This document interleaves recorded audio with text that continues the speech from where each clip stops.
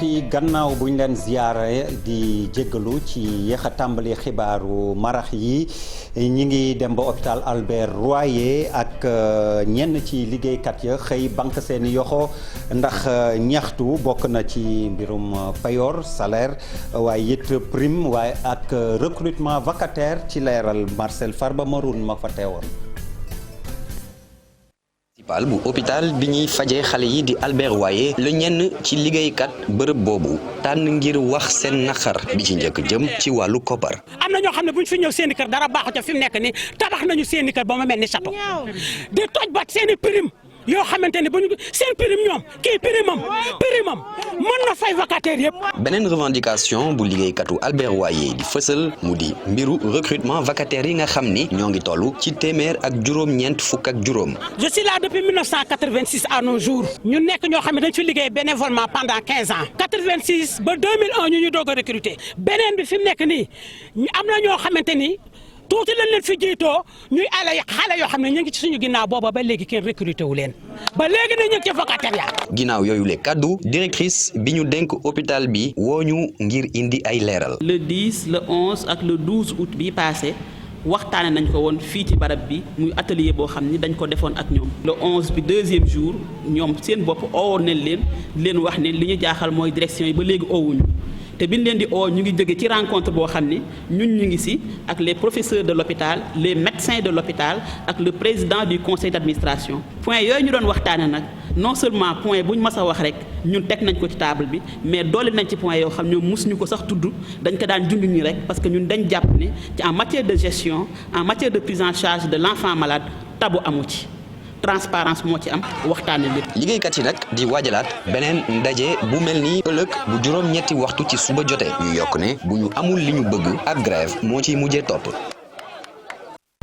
ndoxu taw yi du ci banlieue bi rek la wulee ñaay fii ci Ngor am na koñ buñ naan Ponti ñoom it sonn nañ ci lool ba tax bëgg nañ ñu indi ci saafara maire ba di dalal seen xel ne danañ leen ko pavel Fat Bintou Konté Thierno Laurent Mendy ñoo fa xëy.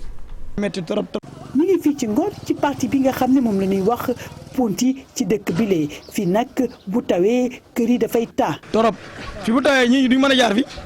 xam nga man fi laay liggéey fi mooy sama atelier sama kër moo ne nii mais diggante yi moom yàlla xam ne day metti trop trop si ñun. bu tawee moom dañoo sonn nag ñu ngi ci ngàcc ndox yee ak a tuur. bu ñu xoolee sax dëkkuwaay bekk nekkinu yoon yi dañuy mën a wax ni daal fii ci Ngor bu tawee nekkin bi day xaw a doy waar.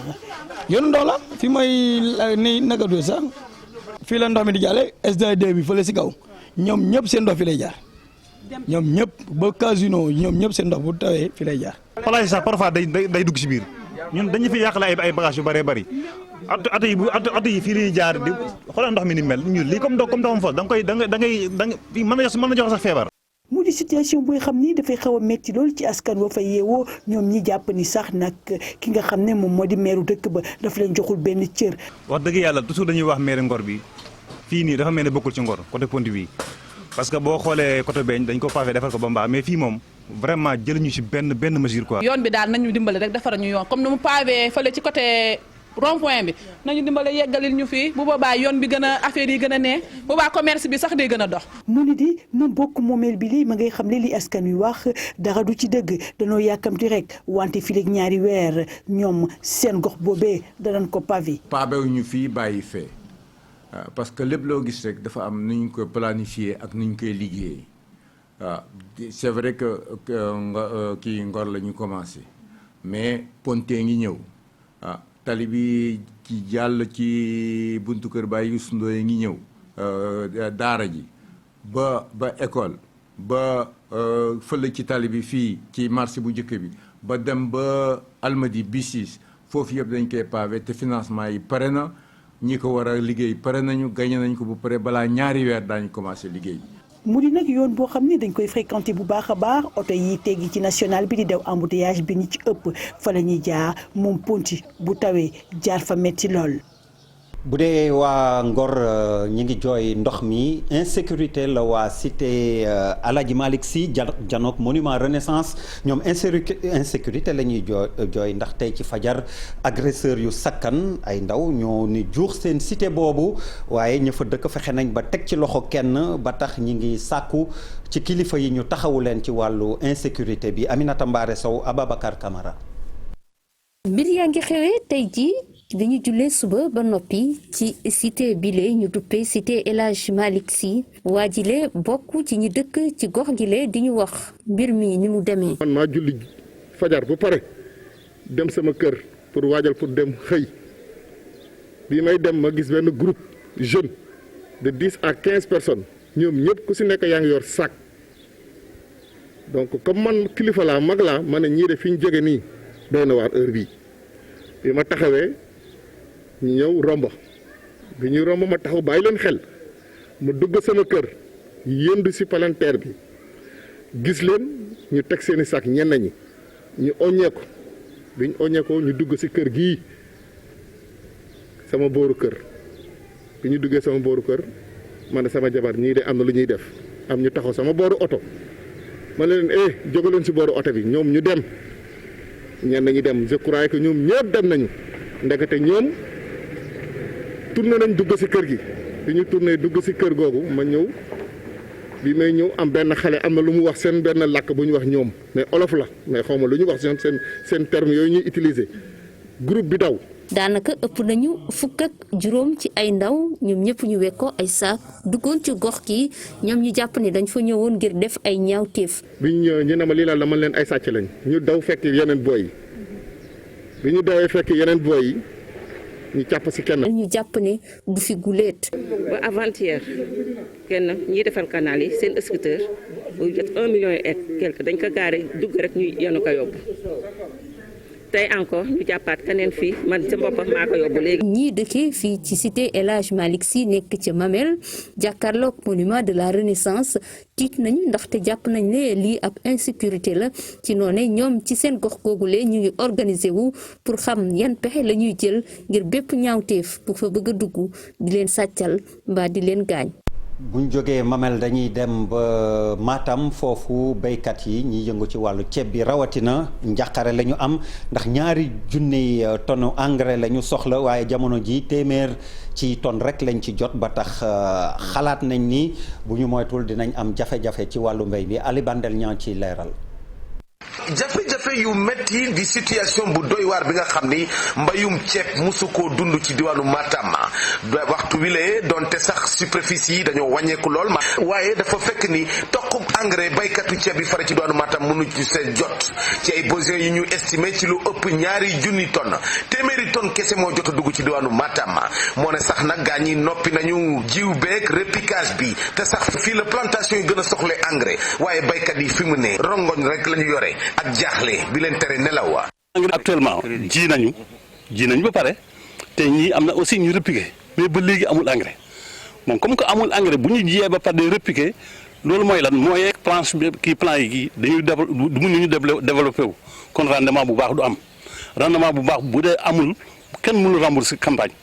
bu dee nag remboursé woo ça veut dire campagne yeneen campagne c'est fiché parce que moom CNSA daf lay ne boo remboursé du la jox crédit donc bu dee amoo rendement yu bien mënoo remboursé musuñu am situation bu mel nii situation bi mel ni dafa ñëw aussi tegu ak yeneen problème di ay baykat nag yi nga xam ni ñu ngay ñaawlu faral gi ñu ne nguur gi daf ko faral baykatu gerte yi nga xam ni lu gënoon bëri ci engrais urée bi ñoom lañ ko jébbal ci làmmiñu Maysa Yoro Soñaan doon président des producteurs di sàqu wala sax di exiger ministre bi yore wàllu mbay mi mu sol dàllam ngir ñëw xool seen jafe-jafe yi ni mu toll. so wiyama engrais arani wona gonga engrais ari e Sénégal mais yaari koto banggal gerte to Matam amul dara engrais ministère bi nag li ñu bëgg man mii Maysa Yoro Soñaan man ma président privé du département de Matam après nañu dimbal ñu indil ñu engrais te it ministère bi mu ngi tourné partout sauf Matam région Matam moom ñëwul fi benn yoon la mu si ñëw fii après yem ko hôtel ha yoolu yem beneen yoon bi ñëw fii ñëwul parce que président moo ko indi ne ministre bi ñëw ñu xam ak moom moo xam suñu jafe-jafe. ci ay xibaar nag yi nga xam ni ñoo ko taataanal sunu bopp li waral yéex tànge engrais urée ci diwaanu Matam dafa fekk ni kilifa yore wàllu wi dañoo soppi ab fournisseur mi waral perturbation yi ñu nemmeeku ci wàllu processus bi. naka la réewu Afrique yi war a def ba wattu seen kaaraange bopp loolu di lël goo xam ni Afrikajom Center séq nag ak fondation Konrad Adenauer Afrikajom Center Alioune Tine jiite ko am na fukk ak juróom-ñeent xalaat yoo xam ni tënk nañ ko ci seen ndaje mu matale goo xam ni Cheikh Diop Gervais Yao teewe nañ ko. ab rapport la woo xamante ni ñu ngi ko xaatim ci 20 fukki page ak juróom-ñett mu nekk ci loo xamante ni mi ngi waxe ñenn ci yoo xamante ni daal dañ koy lajjee mu jëm ci wàllu kaaraange gi nag ci tund wu Afrique ñi nga xam ne nag ñoom ñoo xaatim mbir mu ni mel di jàpp rek ne réew bu Sénégal jot na mu wëyal boppam. fukki stratégie juróom-ñeent yooyu nga xam ne dañ ko xalaat ni lii bu ñu ko xeexee ak jumtukaay yi bu ñu ko jëlee daañu daan jihadiste yi yépp bitim réew la jóge amul benn boo xam ne ci xalaatu africain yi la jóge. ci loolee itam yenn ci ay réforme ñu war koo mën a taxawal bu ñu sukkandikoo ci Afrikajom Center war nañoo mën a amal ab armée africaine. tey dafa jot Afrique ci boppam am stratégie boppam Afrique ci boppam am armée boppam donc il faut que ñu xalaataat suñu armée yi ak xeex bi ngay xeex ak lii nga xam ne mooy Samba Boy que muy Nigéria que muy feneen solnal nañu état africain yi bu baax. réew bu Sénégal itam war a defi jéego ba tax itam ñi lee di sàkku ci njiit bu réew bu Sénégal mu dëggal boppam ginnaaw bi mu waree jiite Union africaine wi nga xam ne war nañ koo amal ci ndorteelu at wi ñu dëgmal. très rare sax nga gis ci question yi ñu at assemblée nationale ñu koy wax te it ñu ne député yi assemblée nationale nañuy woo chercheurs yi di leen déglu daañu leen jox suñu rapport daañu dem demander ay audience pour toog. lii nga xam ne mooy commission défense yi nga xam ne am na ñu toog ñu wax leen ñun suñu xalaat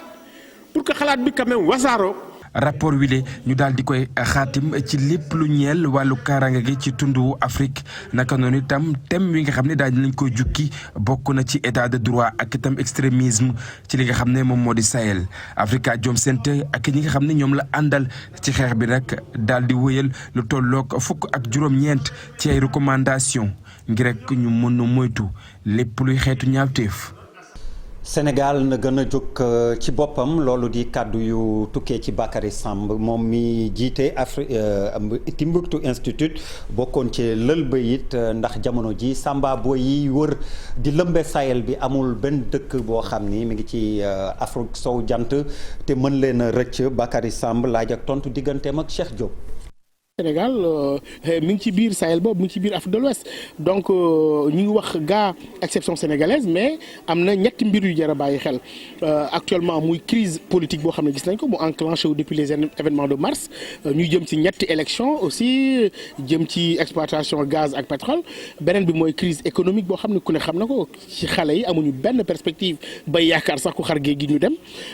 beneen bi ñetteel bi mooy ay menaces yu am à nos frontières ñett yooyu muy crise économique crise politique boo ko boolee ak ay menaces sécuritaires yaakaar naa nag war na tax ñu jàngataat la mooy suñ taxawaay ak li ñu tuddee exception sénégalaise naam am na ay cëslaay waaye ñu xalaataat ko ba li nga xam ne moo xew ci yeneen réew yi yàlla mën ci musal suñu réew.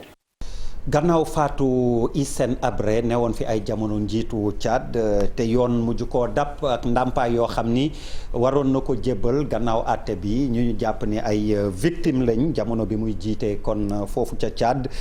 gannaaw ba mu faatu moom Hissène Habré ndax victime yooyu danañu mën jot seeni ndàmpaañ ak kañ mooy tontu maître Pape Sène ñu teewlu ay leeral. génnuk àdduna Hissène Habré ci wàllu droit mënul nekk obstacle pour que victimes yooyu du ñu leen indemniser ñuy rappeler rek ne au moment bi ñuy mettre en place les chambres africaines extraordinaires pour ñu def le jugement de Hissène Habré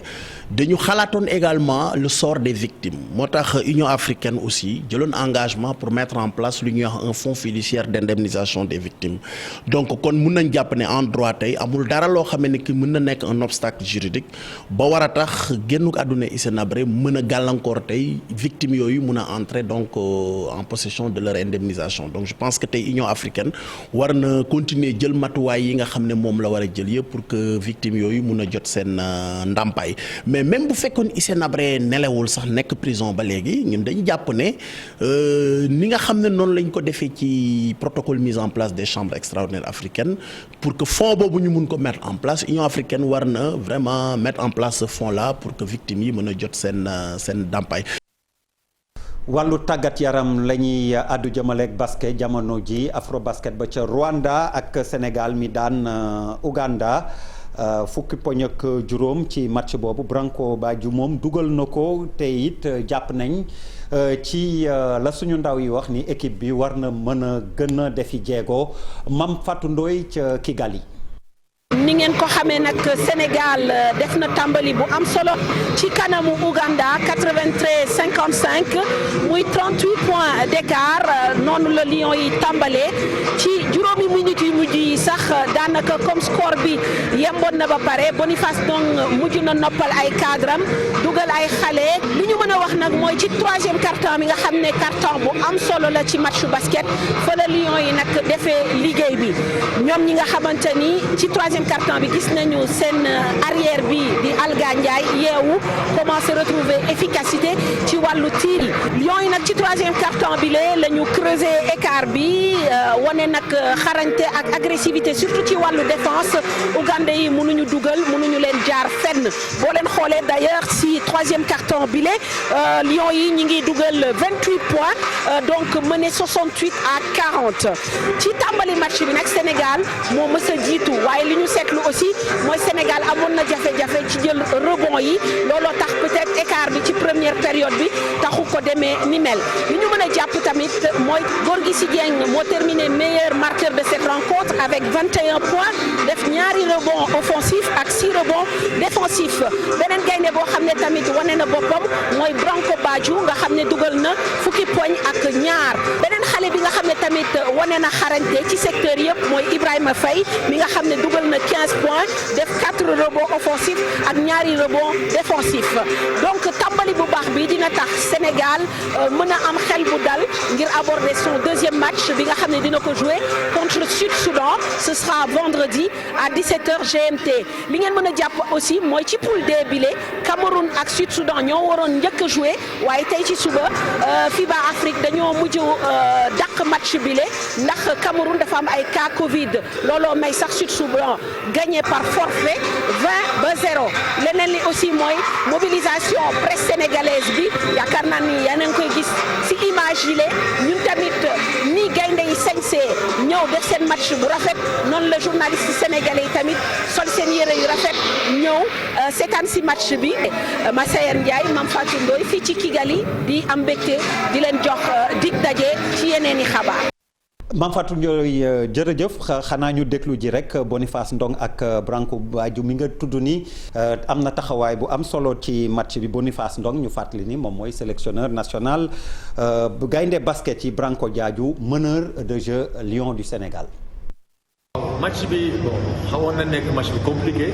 mais ñu ngi doon xaar match bi compliqué parce que xamoon nañu ne Ouganda mënul jouer contre ñun donc li ñuy wax main to main donc ku nekk jël kenn donc xamoon nañu dinañ jéem façon bu nekk ay zone dinañ jéem a presse dinañ jéem leneen donc le message bi ma doon sànni suma joueur mooy continuer di jouer voilà deuxième problème bi ma xamoon nañ ko am mooy problème bu sonnaay bi parce que ñun ñu ngi nekk ci altitude donc man mi dëkk Denver xam naa ci dara on est presque à 1500 mètres d'altitude donc joueurs yi duñu adapté wu donc premier mi-temps dañoo sonnoon xam nga dañu xaw a yéex tuuti mais man dama la doon laaj ñu continuer daaw rek di pousse looloo tax deuxième mi-temps je pense suñu rythme gënoon nañ baax. waaw le tournoi a commencé depuis bu ñu commencé suñuy préparation Sénégal donc instant bii nii dañuy ñëw xam nga di gën a amélioré wu nag parce que au fur et à mesure si match yi la ñuy gën di mën a amélioré wu donc ñu ngi daal ñun kontaan nañ bu baax si kii bi mais xam nañ ne mën nañ gën a amélioré suñu jeu et tout donc ñu ngi ciy liggéey bu baax. mbokk yi loolu doon fi li gën a fës ci xibaar yi fileeg tuuti ci nasaraan lay doon Sara Cissé dana fi teew.